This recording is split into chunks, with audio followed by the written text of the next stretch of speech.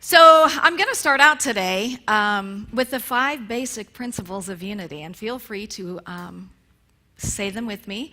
God is, I am, I ask, I pray, I act. Now we know in unity that we believe God is the one and only presence and power. We say this every week. God is all good, and God is the purity of love. I am, and I love the saying that says, I am not all that God is, but all that I am is God. We are made in the image and likeness of God. Therefore, we are spiritual beings, and we are creative beings. We have been blessed with a thinking mind, and that is so powerful for us in our lives.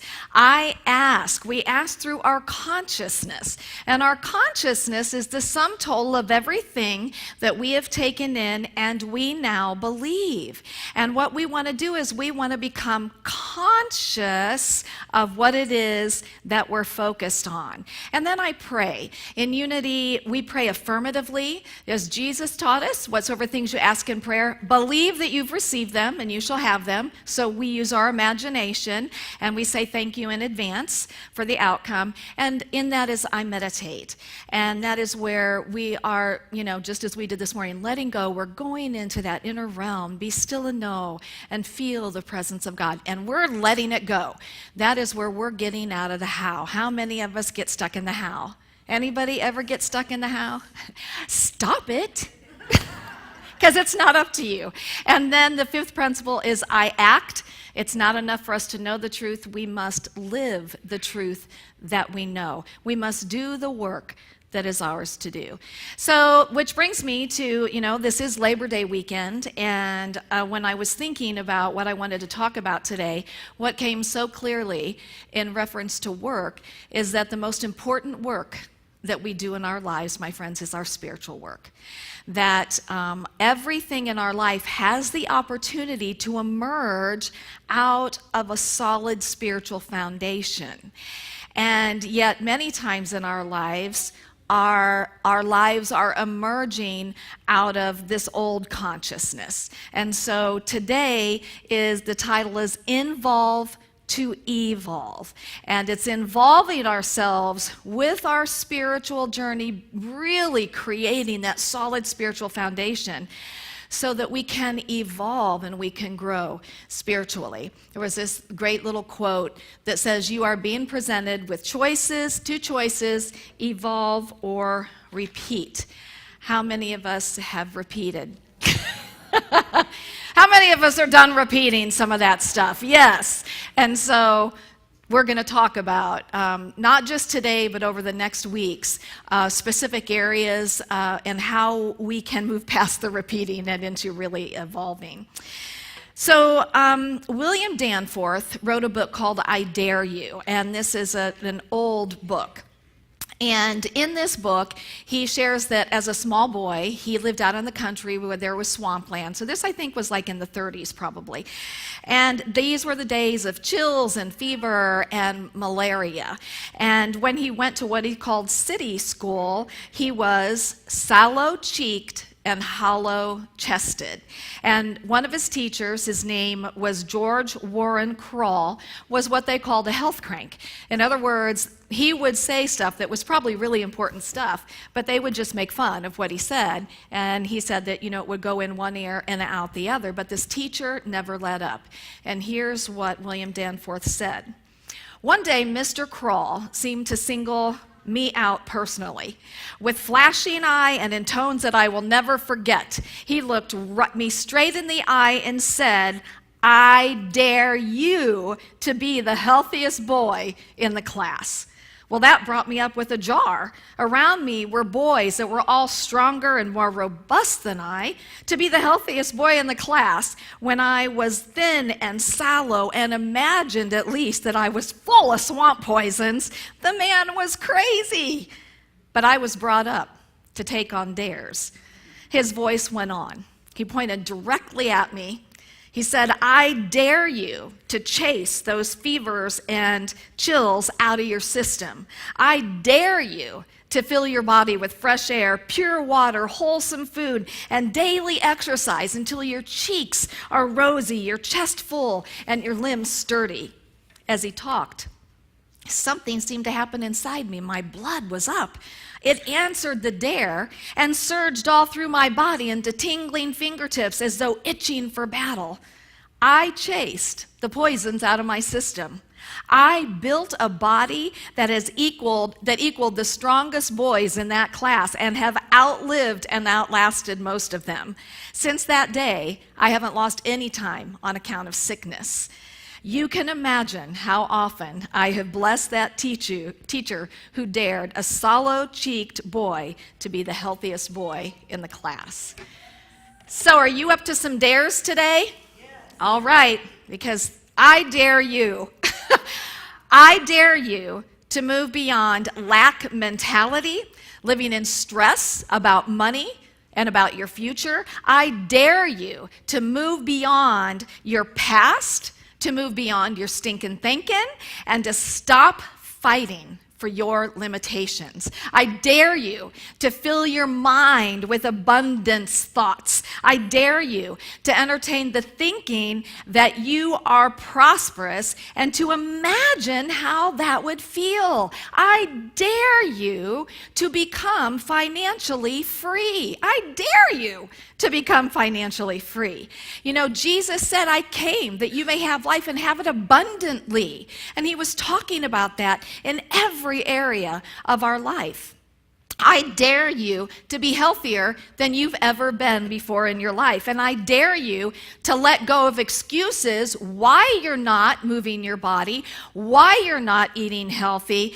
And I dare you, and here's the thing, as you really move into and allow this health to move up from within you, I dare you to imagine that you can get off of some of those medications that your doctor has put you on.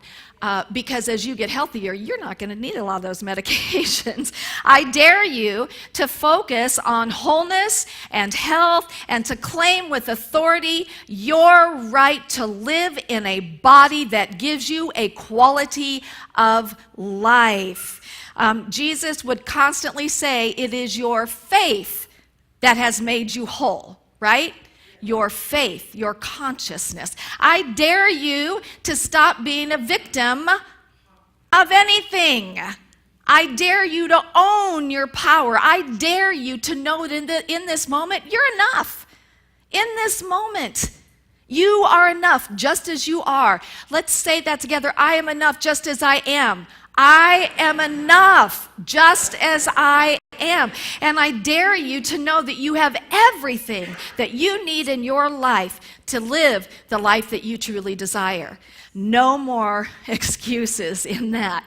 You know, the story where the man was by the pool of Bethesda and the waters that get stirred up, and he was there for like decades. And Jesus comes in, and the guy's like, I can't get into the water. He has all these excuses. And Jesus says to him, take up your mat. Take up whatever it is that is keeping you comfortable there, your excuses, and get up and walk. So no more excuses, no more victimhood. You were created to be victorious in your life. And I dare you to have loving, healthy relationships in every area of your life. I dare you to release anything in the past, any past experience, any past ideas that you've had that you don't deserve to have these loving and healthy relationships. I dare you to call forth loving people in your life.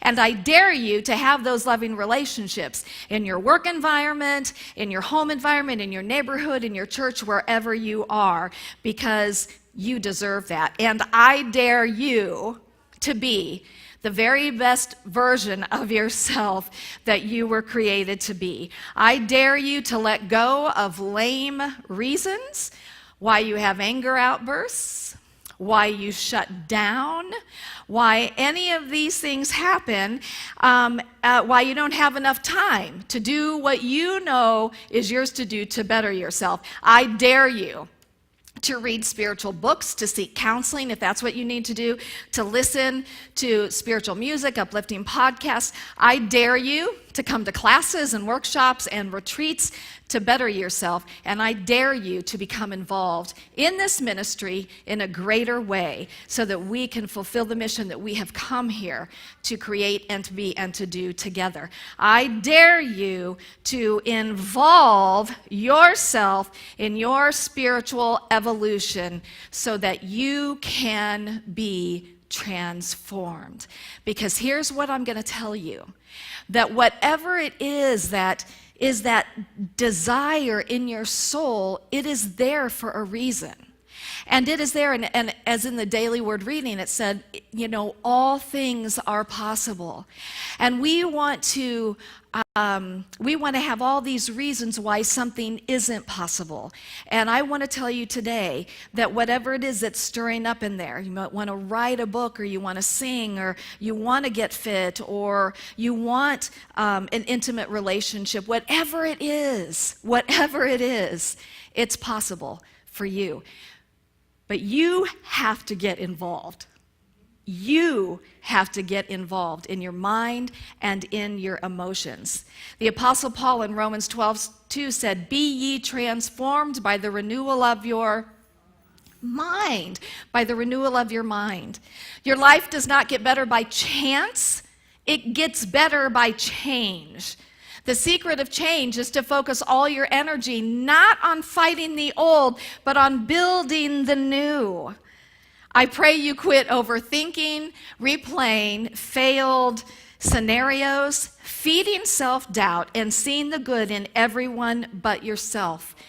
You deserve more. Do you know that? And can you start allowing yourself to see the magnificence of your own being? Isn't that so much easier to see in other people, to see possibilities for other people? And today I want to encourage you and to dare you to see those for yourself. And here's one other thing I want to make sure that we all understand. Note to self, you are not too old, and it is not too late. Yes, and that is something for us to really get. Because I'm going to tell you, I hear people in their 30s already saying, "I'm too old." And I'm going to tell you, I don't care what age you are. I don't care how far something has gotten. Anything can be transformed. Anything can be transformed. But you must involve yourself. So how do we transform our minds? We do that with meditation, affirmative prayer, reading spiritual books, listening to spiritual podcasts, I do almost solely listen to my spiritual New Thought music. And the reason that I do that is because it keeps me centered and focused in what I know to be true. It reminds me on a regular basis. Have more than just a daily practice, taking control of our thoughts. Now here's the thing, because I'm constantly encouraging us to have a daily practice. But you guys, just like if we wanted to get our bodies, we're going to the gym, we can't go to the gym one day a week for 30 minutes and work out, and then spend the rest of our week eating whatever we want to eat and not exercising, not giving our body the time it needs to relax, living in stress mode, and think that we're going to transform our bodies, right? Right. And so it's the same thing with our spiritual journey. It's not enough for us to have a spiritual practice if we go right back into our stinking thinking and the words that are coming out of our mouths are not supporting our deepest desires. We must take control. We were born to have dominion over our thoughts. We're supposed to be the captain of this ship right here. We're the co-captain, I would say, because the divine is our co-captain. But we're the ones who have control over our consciousness, right? And the thing is, you guys, you cannot put that on somebody else. You can't do it, or you're back in victim mode. We must take control of what it is that we're focused on a regular basis. So my sweet friend Mary Hilsebeck-Huber, who is also our amazing board president, had shared with me and then had shared with our board something that I wanted to share with you today. She was talking about going to Al-Anon, but also for AA, I know it's the same thing. that there's a motto that says you get relief by going to meetings, and you get recovery by working the steps, by doing the steps. So I'm going to say that again. You get relief going to the meetings, but you get recovery by doing the steps. And here's the thing about AA and Al-Anon. You don't do the steps one time.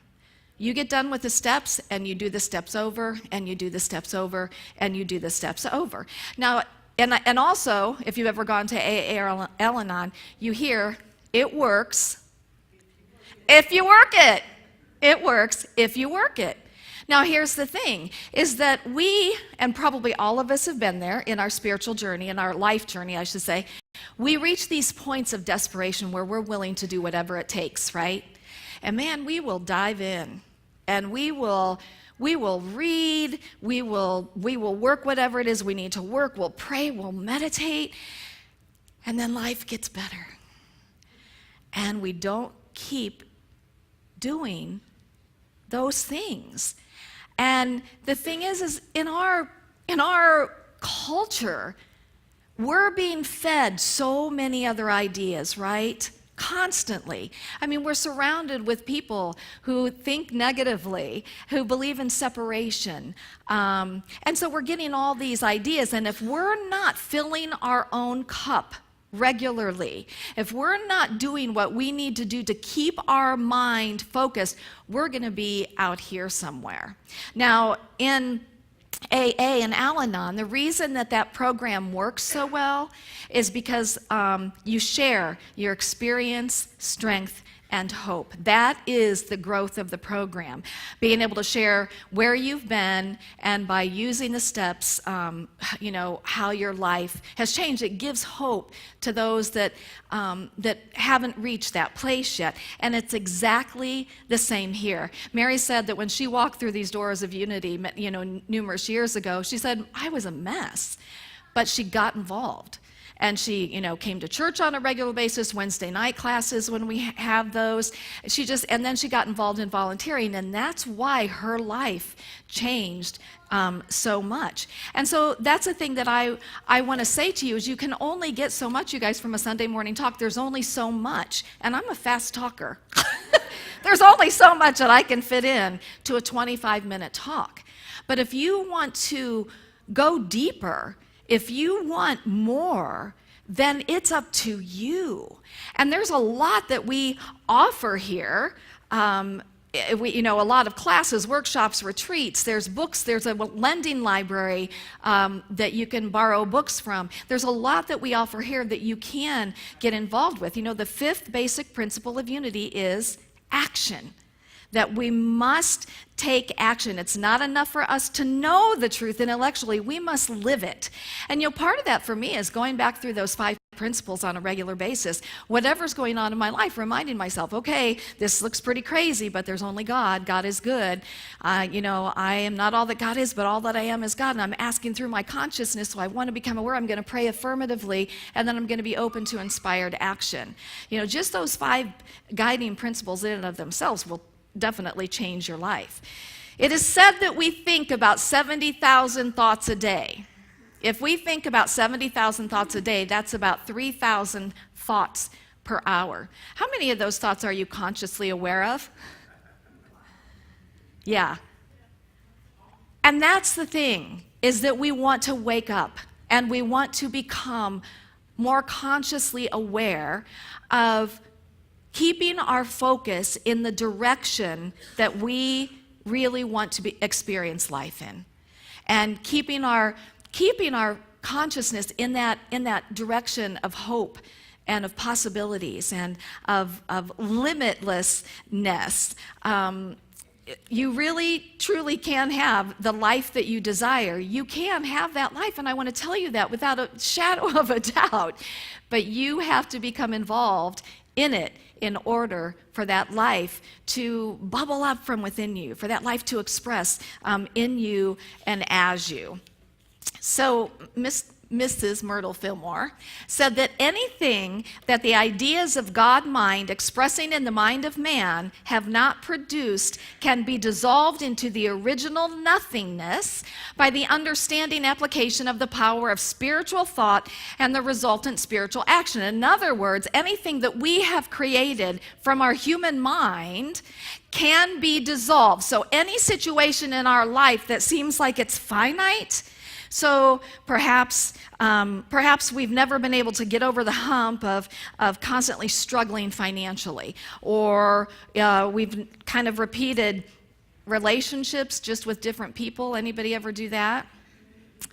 Or we've been told that we've been diagnosed with something. That in the realm of God mind, those are not finite ideas, because there's a truth with a capital T. And that just as it said in the meditation, all things are possible. And that we dissolve those things through the power of spiritual thought and then spiritual action. She says, every day during your periods of communion with the Father in silence, pray for wisdom and guidance. Make yourself open and receptive to the leading of Spirit. It will be revealed to you just what steps to take in doing your part to establish divine order. Those who take time regularly to give themselves to the necessary prayer and meditation, to get new light and to round out their consciousness and ability to use all their faculties, find that they go from one prosperity to another. Now, I want to share with you that this seems like a lot of work, and I'm going to tell you it is at first, especially, because we have to understand, and I love, how many of us have seen the movie What the Bleep? So we showed that here recently, and one of the things I loved in it was this visual that they had, like, of the brain and how the brain is working. And so it showed where when you have a belief, you know, a sincere belief about something, that there's these like neural pathways in there and they're sparking. And as long as they're sparking, you know, that's what's happening in your mind. And as we know, that puts that energy out and we're attracting. But that when we quit giving attention to that and we focus on something else, eventually that spark goes away.